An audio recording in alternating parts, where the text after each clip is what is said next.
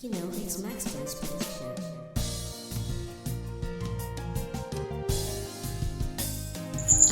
Hello everyone, it's a great day to be alive. Welcome to this special tutorial.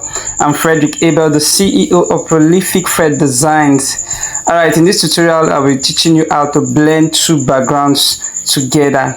And it's very important to learn that, especially as a beginner in this graphic design industry. You need to know how to blend two backgrounds together because you need this for background manipulation. Most of the background or some of the background manipulations you see that these top designers do this is what they do. They blend two backgrounds. So you'll be wondering, sometimes you see 2-3 different backgrounds in a design and you're wondering how they do it. It is background blend. They do what we call background blending. So I will teach you how to blend two background, but you can use that same method, that same format to do 3, 4, 5, as many background that you want to blend together.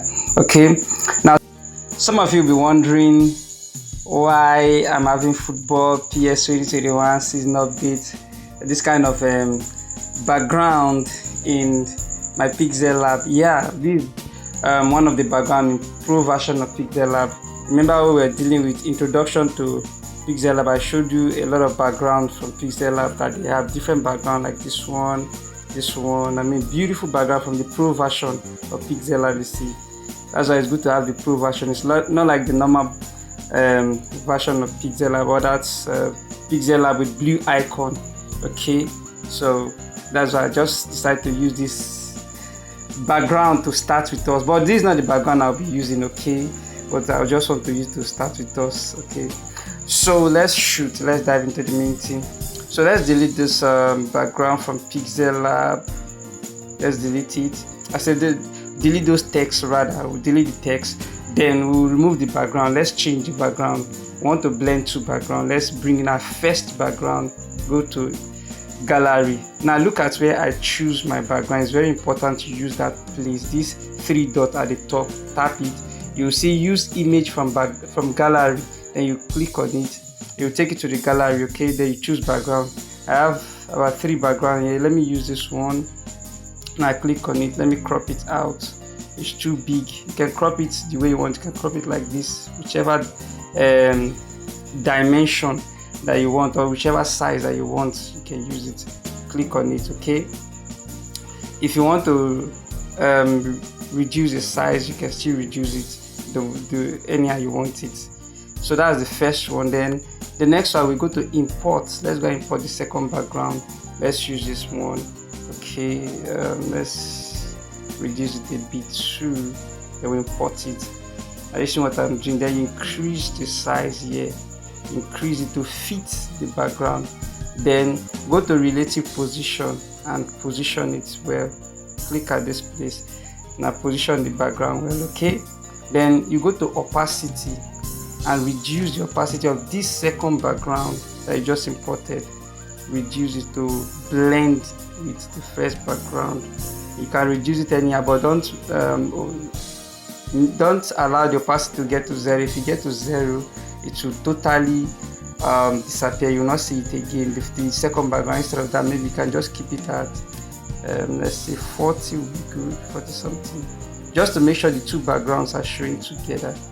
Okay, let me just leave it at 40. I think it's okay like this for me, but you can do it the way it will suit you, to fit you. But I think for me, 40 is okay. At least the two backgrounds are showing. All right, I mean, this is just it. Nothing big. This is how to blend two background. You can still add more background if you want. If you want to add the third background, you can add, but I think for me this two background is already okay, well blended. All right, so it's not a magic. This is it. Then let's go and import. Let's lock our background, this second background. Now anytime you import the first background, it will not show, so don't go and look for the first one. This is the second one. The second background, remember you imported it as image, so that's why it's showing in this place. But the first background, you just imported it as normal background, so it will not show here, so don't be looking for it. But if you want to work with your first background, you can still work with it. If you go to this icon and this icon deals with your background, you can begin to do your manipulation for your first background. Okay, but I'm not going into that. We are not dealing on background, introduction to background. So not if you are dealing on introduction to background, but I showed you some of these things in introduction to Pixellab. I showed you how to change the color of your normal background and all the rest. Okay, all right, so let me import a picture to make this thing more beautiful and more I don't know why this picture is supposed to be in transparent background. I don't know. Let me go and import that one. Thought I saved it in a transparent background. Let me go and get my pictures from photo room. Supposed to have this picture in transparent background.